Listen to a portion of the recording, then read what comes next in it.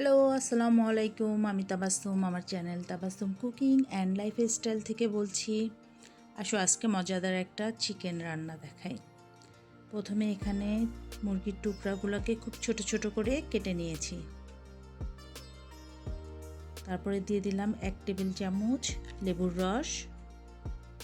এখানে 1 টেবিল চামচ আদা রসুন বাটা আছে। তারপরে আমরা এখানে অ্যাড করে দিব লবণ সামান্য একটু। তারপরে এখানে হাফ কাপের মতন টক দই দিব,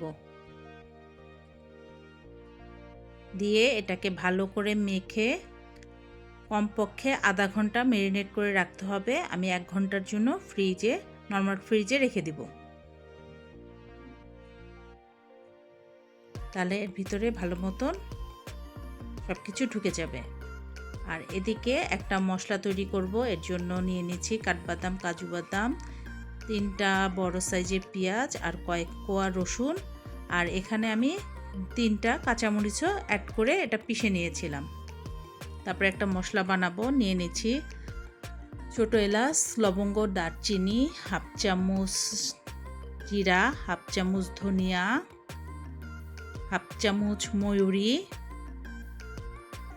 তারপরে নিয়ে নিয়েছি 4-5টা শুকনা মরিচ আর 2টা তেজপাতা। এগুলাকে এখন আমি একদম মিডিয়াম লো আছে 4 থেকে 5 মিনিট ভেজে নেব। আমি তেজপাতাটা ছিঁড়ে নিয়েছি। এগুলা এখন 4-5 মিনিট ভেজে ঠান্ডা করে আমরা গুঁড়া করে নিব। আমার ভাজা হয়ে গেছে। এখন এগুলাকে ঠান্ডা করে নিব। ঠান্ডা করে নিয়ে গুঁড়া করে নিব। এই যে আমি গরম মশলাগুলোকে দানা দানা করে একটু গুঁড়া করে নিয়েছি। তারপরে এখানে সেই পেঁয়াজ রসুনটা ব্লেন্ড করে নিয়েছি। এখন মূল রান্নায় চলে যাই। প্রথমে একটি কড়াইতে তেল গরম করতে দিয়ে দিয়েছি। তেলটা গরম হলে প্রথমে আমরা সেই বাটা মশলাটা এখানে দিয়ে দিব। দিয়ে এটাকে খুব ভালো করে আমাদের তেলের সাথে কষায় নিতে হবে, যাতে কাঁচা গন্ধটা বের হয়ে যায়, যাতে বাদামের কাঁচা গন্ধটা বের হয়ে যায়। মশলাটা একটু কষানোর পরে আমরা এখানে অ্যাড করে দিব সেই ম্যারিনেট করে রাখা মুরগির মাংসগুলো। দেখো মশলাটা কষে তেলটা ছেড়ে দিচ্ছে। এখন আমরা মুরগির মাংসটা অ্যাড করে দিব এখানে।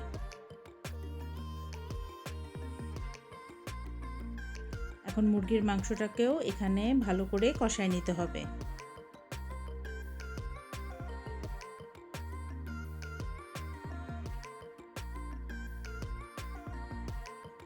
মুরগির মাংসটা কষাতে আমরা কোনো প্রকারের পানি বা কোনো কিছু ইউজ করব না। এখানে দুধ দিয়ে আমি পুরো রান্নাটা করব। মুরগিটাকে আমাদের ভালো করে কষায় নিতে হবে।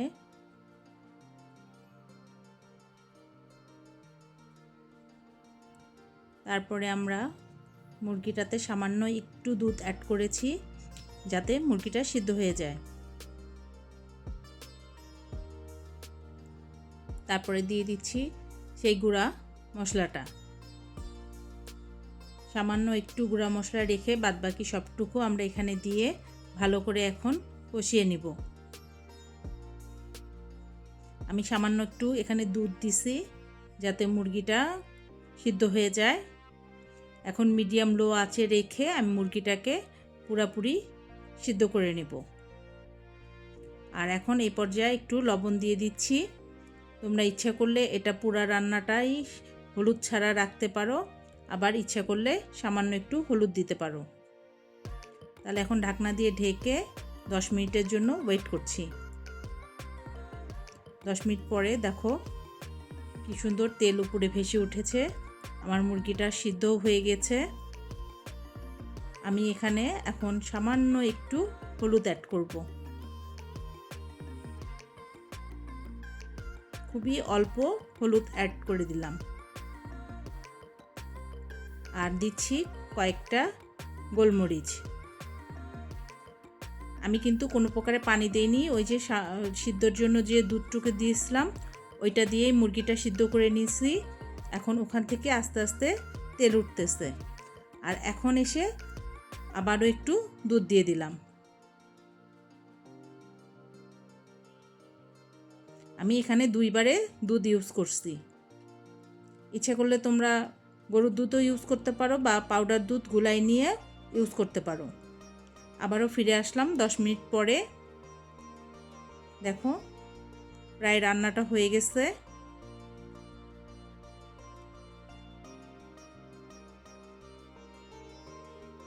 এখন এখানে দিয়ে দিব কয়েকটা কাঁচামরিচ আর একটু ধনিয়া পাতা। যদি তোমাদের কাছে তাজা ধনিয়া পাতা থাকে সেটা দিবা, আমার কাছে ছিল না, ফ্রিজে রাখা ছিল, সেটাই আমি দিয়ে দিলাম।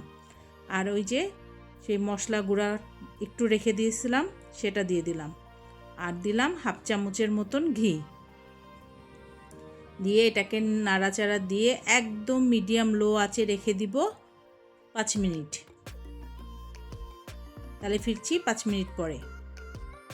5 মিনিট পরে কয়েকটা বাদাম দিয়ে ঢাকনা দিয়ে ঢেকে রেখে দিব।